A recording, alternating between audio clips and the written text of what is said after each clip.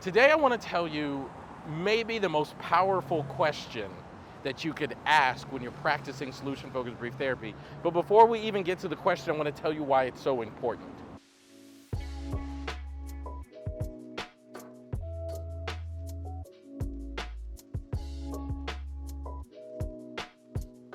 There is a mistake that you're likely making when you apply solution-focused brief therapy, and I say that very, very confidently because almost everybody makes this mistake.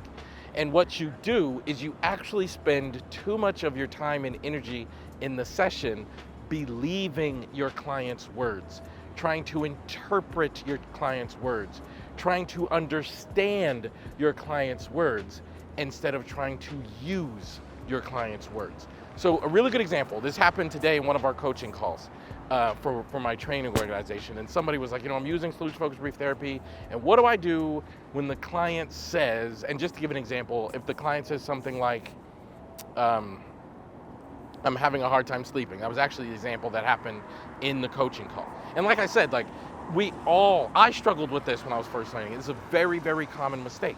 So a client says, I'm struggling with sleeping. We start trying to understand, what do they mean by this? And what's the underlying issue?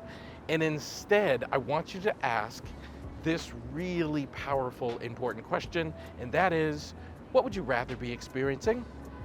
To ask the what would you rather question flips it. So now the client can say, well, I'd rather be sleeping really well. And once the client says that, now I start being able to say, suppose somehow while we were talking, this ability to sleep really well came back to you. First thing you'd notice that you've got the ability to sleep well. I'd be calm and I'd be relaxed. And what else would you notice? And then the client starts to describe the impact of this sleeping well thing. And through that description leads towards change. Where you get tripped up is your client says, I'm not sleeping well, and then we start worrying and we start panicking and we start thinking that we have to solve the sleep problem. But the truth is, I just have to help my client describe the impact, the outcome manifesting itself in their life would make. That's what it takes. That's really what solution-focused brief therapy is all about.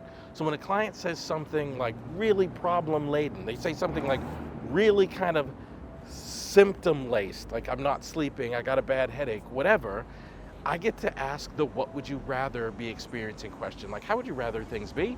And then, well, gosh, I'd rather be getting all the sleep I need. What impact would that have in your life? And have a description about the impact of sleep being present in their life. And that will keep you on track with solution-focused brief therapy. So I promise you, this is an unbelievably important thing that you learn in your practice. It's an unbelievably important question that you learn how to deploy. And the biggest skill is not being distracted by the problem and instead asking questions like this.